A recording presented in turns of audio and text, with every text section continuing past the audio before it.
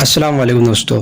आज हम बिल्कुल बेसिक मैथमेटिक्स स्टार्ट करने जा रहे हैं। इस सीरीज़ के अंदर हम बेसिक अर्थमेटिक को डिस्कस करेंगे और सीखेंगे कि किस तरह मैथमेटिक को स्टार्ट से लेकर और एंड तक पढ़ा जा सकता है। और अगर आपको बेसिक मैथमेटिक नहीं आती तो ये वीडियो आपके लिए है, आप इसको देखें और इसको समझें। जो चीज़ नहीं आती आप हमसे पूछ सकते हैं। ये बेसिकली वो मैथ है जो आप 6-7 के अंदर, 5 क्लास के अंदर, 8 के अंदर जो आप पढ़ के आ चुके हैं, जैसे इसको रिवाइज करना है। और ये जो बेसिक मैथमेटिक है ये आपके CSS के अंदर भी आती है और आपके STS के अंदर भी आती है, IBA के अंदर भी आती है, फेडरल पब्लिक सर्विस कमीशन के अंदर, सिंध पब्लिक सर्विस कमीशन के अंदर और NTS के अंदर और दीगर जितनी भी जॉब्स हो गई उन सब के अंदर ये बेसिक मैथमेटिक्स आती है। अगर आपने ये इसको सीख लिया तो आपको 100% चांस है कि आप पेपर जो मैथमेटिक्स का उसके अंदर पोर्शन होता है उसको आप क्लियर कर सकते हैं। अगर इसके अंदर आप थोड़ी सी भी कमज़ोरी है तो वो आप जो पेपर होगा, टेस्ट होगा, आपका जॉब का टेस्ट है या किसी भी इदारे का टेस्ट है, वो आप क्लियर नहीं कर सकते। तो इसके लिए आपको बेसिक मैथमेटिक्स आना ज़रूरी है। अब स्टूडेंट बात करते हैं कि बेसिक अर्थमेटिक क्या होती है। ये जस्ट वही है जो हम पहले पढ़ चुके, जिस तरह मैंने अभी बात करी है। इसके अंदर क्या होता है कि एडिशन होता है, मल्टीप्लिकेशन होता है, डिवीजन होता है, सब्ट्रैक्शन होता है। ये 4 चीज़ें हैं, इन्हीं को हम बेसिक अर्थमेटिक कहते हैं। अगर ये चीज़ें हमें क्लियर है तो हमें आगे पढ़ने में आसानी हो सकती है। तो स्टूडेंट पहले नंबर पे क्या है, एडिशन है हमारे पास। अब एडिशन क्या है कि जो हम स्टार्ट से पढ़ के आए कि किस तरह हम नंबर को ऐड करते हैं, ये आप सबको आता है। जिस तरह फॉर एग्जांपल हम ले लेते हैं, जिस तरह हमने 10 को हमने ऐड करना है 5 के साथ, सही है, तो हमारे पास क्या आ जाएगा, जस्ट 15 आ जाएगा। इसी तरह क्या है कि हमारे पास अगर 20 है, सही है, 20 को हम 15 के साथ अगर हम ऐड करते हैं तो जस्ट हमारे पास आंसर क्या आ जाएगा, 35 हमारे पास आंसर आ जाएगा। तो ये जस्ट ये जो है बेसिक मैथमेटिक है। जिस तरह और एग्जांपल अगर हम ले लेते हैं, अगर हमारे पास फॉर एग्जांपल अगर हमारे पास 21 है, सही है, इसके अंदर हम 11 को अगर ऐड कर लेते हैं, जस्ट ऐड करना है और इसको आप इस तरह 2 1 1 2 एंड 3 एंड 1 3 2 एंड 1 3। तो ये इस तरह बिल्कुल बेसिक मैथमेटिक है। ये आप फर्स्ट क्लास के अंदर पढ़ के आ चुके हैं। लेकिन कुछ लॉजिक है जो हम इस लेक्चर के आखिरी में डिस्कस करने जा रहे हैं। इसके बाद स्टूडेंट आ जाते हैं सब्ट्रैक्शन। सब्ट्रैक्शन क्या है कि कोई से भी नंबर में से कोई भी हमें क्वांटिटी मिली हुई है, कोई हमें मास मिला हुआ है, कुछ भी है, तो उस नंबर में से किसी छोटे नंबर को अगर हम सब्ट्रैक्ट कर रहे हैं उसको हम सब्ट्रैक्शन कहते हैं।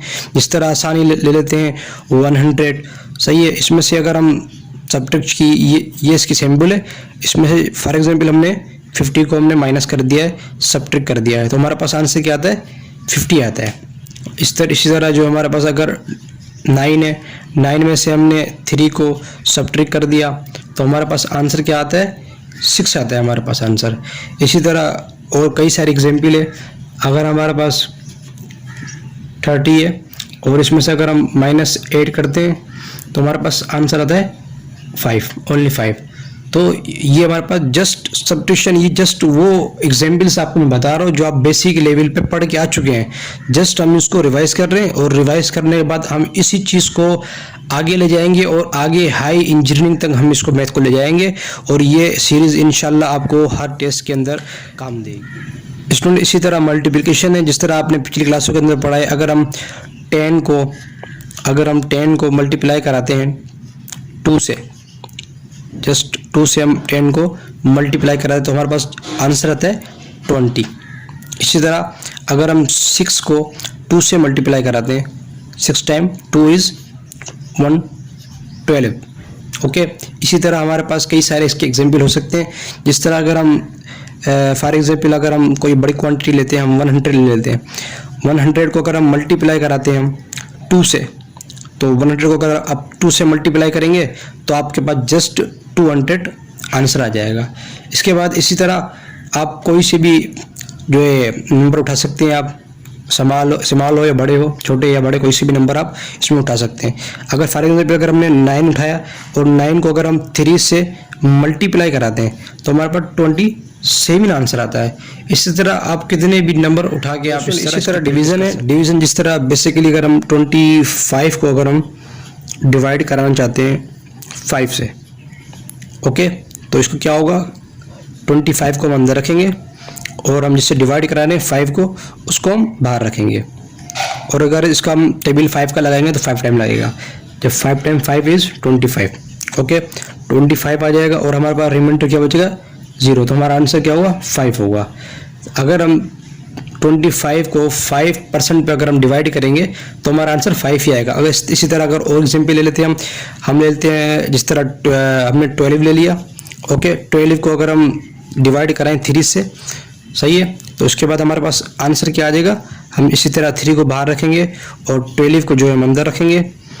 तो हम इससे अगर इसको मल्टीप्लाई करेंगे या टेबल इसके लगाएंगे तो हमारे पास टेबल 4 टाइम लगेगी। 4 टाइम 3 इज 12 और हमारे पास रिमाइंडर 0 बचेगा। इस तरह हमारे पास आंसर क्या हुआ, आंसर हमारे पास 4 हो गया इसका।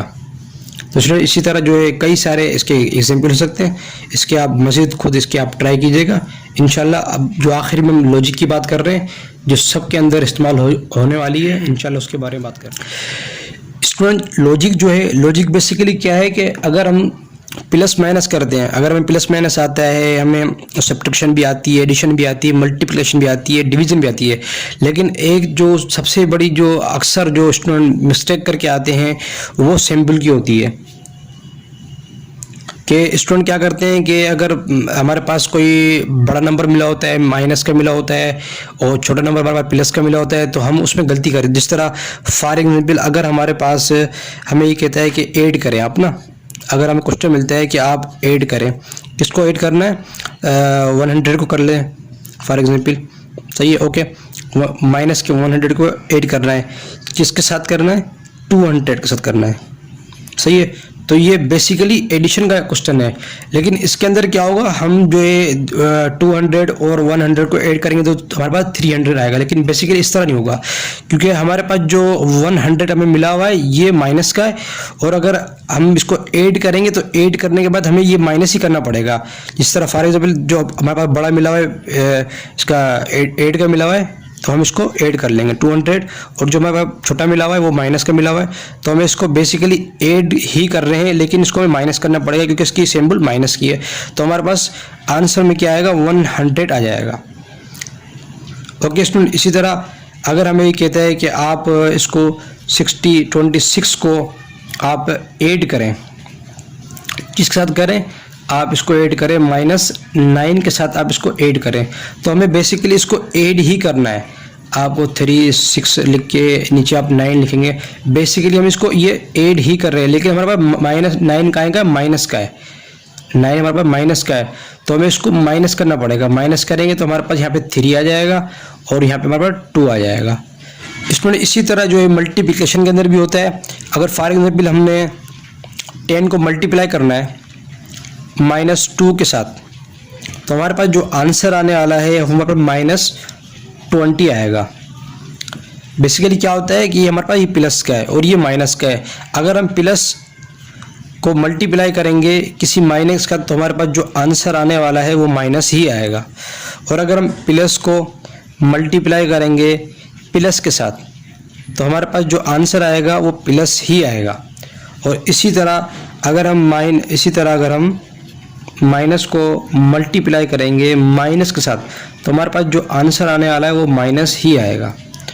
और अगर हमने इसी तरह किसी माइनस को मल्टीप्लाई करना है किसी प्लस के साथ तो हमारे पास जो आंसर आएगा वो माइनस ही आएगा। यानी मल्टीप्लिकेशन के अंदर हमें सिर्फ जो है क्वांटिटी मल्टीप्लाई करनी नहीं होती, इसके साथ साथ जो सिंबल हमें मिले होते हैं ना, इनको भी हमें मल्टीप्लाई करना पड़ता है। तो इसके कई सारे क्वेश्चन हो सकते हैं, आप इसकी प्रैक्टिस करें। इंशाल्लाह मिलते हैं अगले लेक्चर में, तब तक के लिए अल्लाह हाफिज़।